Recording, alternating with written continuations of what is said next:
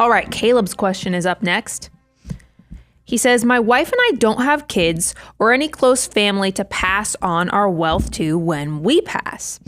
How does this impact our safe withdrawal rate or our quote unquote number, their retirement number?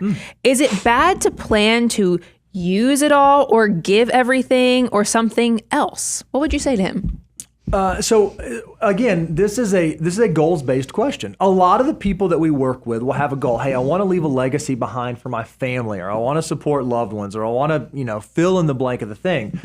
And so when we do their retirement plans and when we walk through their Monte Carlo analysis and we stress test their situation, we assume there's some watermark we need to not cross below, right? And we'll say that the plan is not a success if we just get to the end of the plan with $0. The plan is a success if we get to the end of the plan with $100,000 or $500,000 or whatever the number is for that person. Now, in your scenario, it sounds like that high watermark may be different. You may not have a desire to leave $1 million to children or $1 million to your friends or $1 million to your family.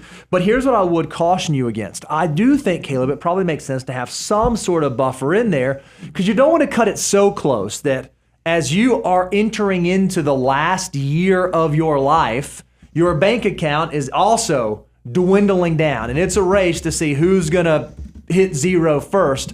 I don't think you want to do that, but it does allow you to plan a little bit differently than someone who is trying to save for kids or for future generations.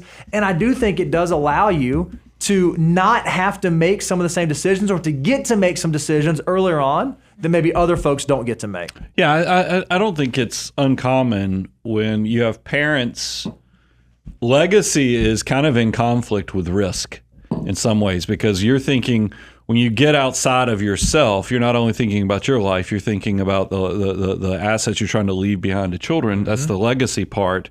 Those things are in conflict because your kids are much younger and you're also trying to not just put the money in cash so inflation's eating it all down to nothing. So you typically have to go a little bit further out on the risk spectrum to make sure this money will be something for the future. When somebody like Caleb is describing for him and his spouse, you can come at it from a completely different angle. You can think about what are my desires? What are my goals? Are we charitably minded? Is there something we want to do with this? And then if you don't want to bear the risk, you can look at other products and structures. Your asset allocation potentially will look different. You could even look at fixed annuities to kind of turn a portion of your assets into a guaranteed pension. I mean, there's options that come into play, but it is the personal part of personal finance. But I just want to tell you, I don't think you're wrong in asking those questions. It's because you might have a different desire than somebody that says, hey, I want to leave the kids $500,000. So you need to plan accordingly. And these are the type of things that we help clients out with when they take the relationship to the next level. I love it.